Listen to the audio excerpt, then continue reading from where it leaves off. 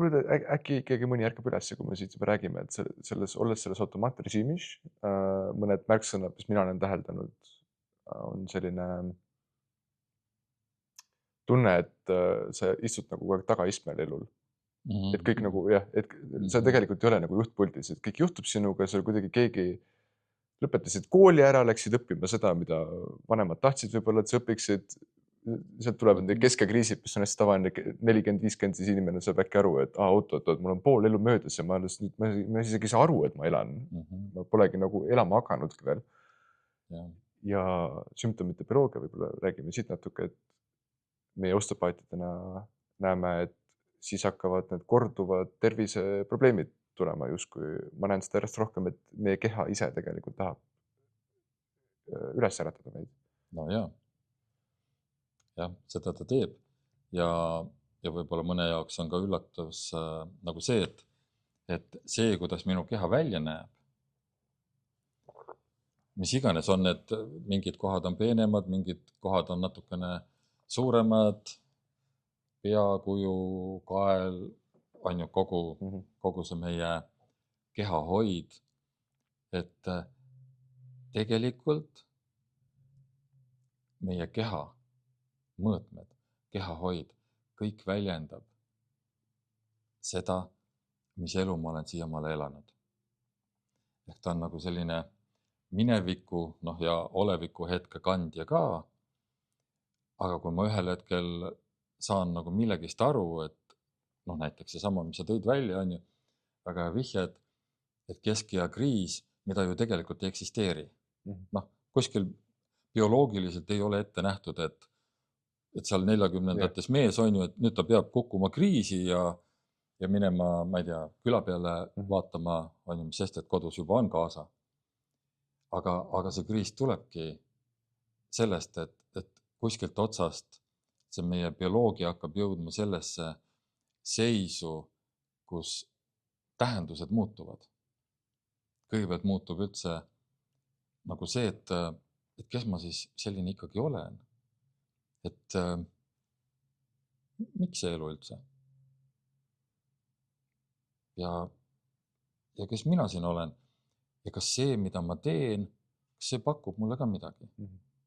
Või see lihtsalt ongi, nagu sa ütlesid, vanemad või lihtsalt lähed, vaatad, eks ole, mingit tööpakkumist palganumbri järgi ja lähed ainult sellepärast sinna või see sulle endale ka midagi pakub.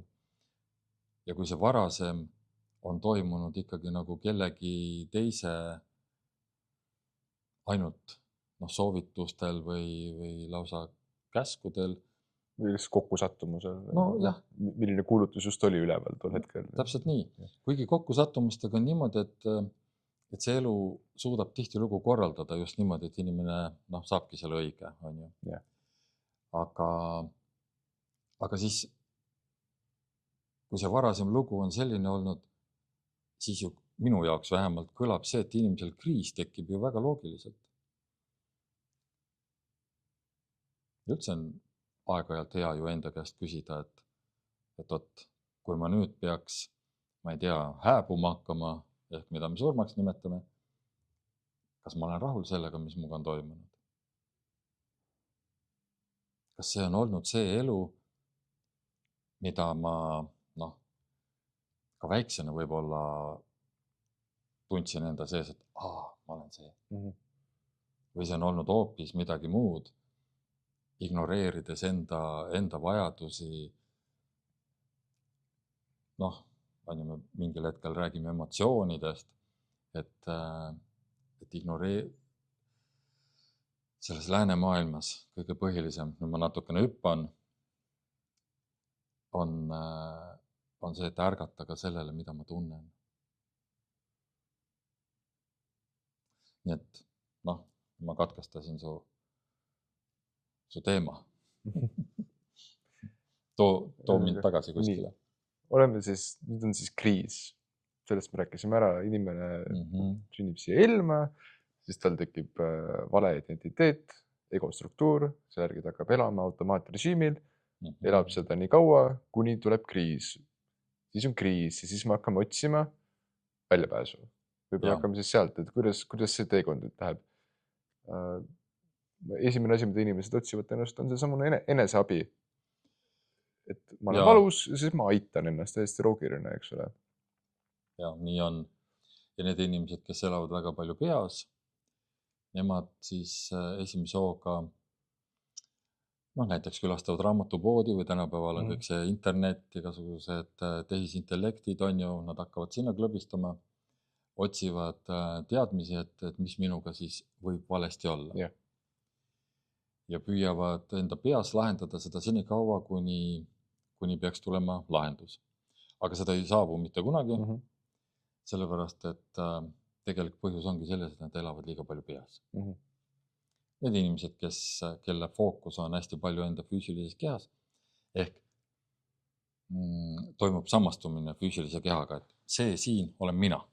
Ja kui ma tunnen siin kannatust, siis ma pean sellega midagi tegema. On ju, sõber ütles, et kuule, tule muga jõusaali, on ju, hakkame seal väntama või jooksma või. Ja siis nad järjest rohkem seda teevad, aga nad ühel hetkel saavad aru, et lahendust ikka ei ole. Sest mitte midagi ei muutu. Sest kui inimene samastub füüsilise kehaga, siis suures laastus probleem ongi selles, et ta on tasakaalust ära. Ta on väga füüsilise keha keskne ja siis sellega toimetatakse edasi. Ja siis kolmas tasand, ehk need on nagu sellised, mille järgi me tunneme ära, et me inimesed oleme, on see, et kes otsivad head emotsiooni. Et oleks midagi põnevat. Nemad on siis kõige suuremad. Edu ja raha. Ja, ka see tekitab siis seda. ma hakkan karjääri tegema, ma hakkan ennast aitama, parandama, õpin kõik asjad ära, vaatan, äkki mu kannatus on sellepärast, et mul on liiga vähe raha. Hakkame rohkem raha otsima. Ja, näiteks. Väga palju asju sünnib sealt, on ju. Ja nemad on hästi suured meelelahutuse kasutajad. Ja. Ja hästi suured ka mingite kursuste, kus on ka teised, kus seda emotsiooni ja just seda head emotsiooni pakutakse. On ju. Ma lähen mingile uuele, mis meil on mingi uus pop ja seksikas. Vahepeal oli konstellööre näiteks, tuli hästi palju. Ja tean isegi mitut inimest, kes läksid konstellatsiooni õppima.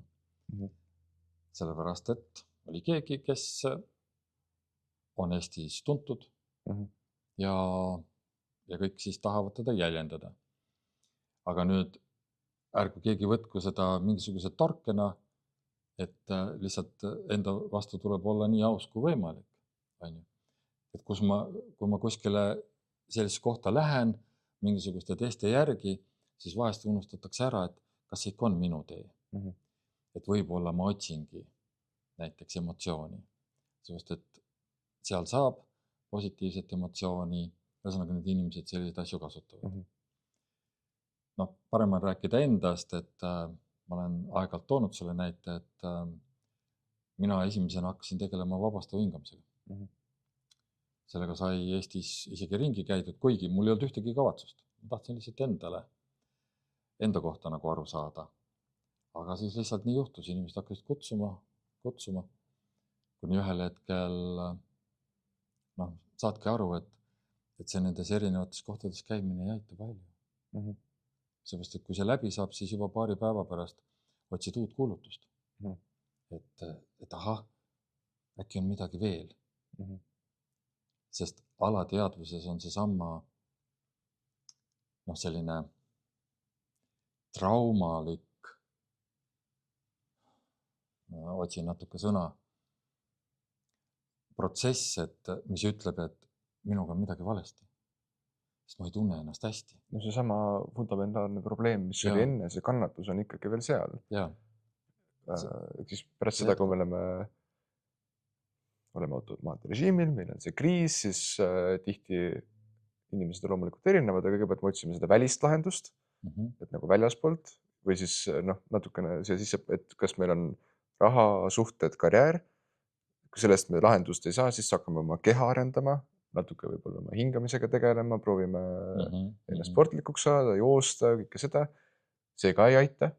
Mingi aeg on rahu majas, sest meil on see lootus, et kui ma nüüd 5 aastat selle teen, siis lootuse peal me elame.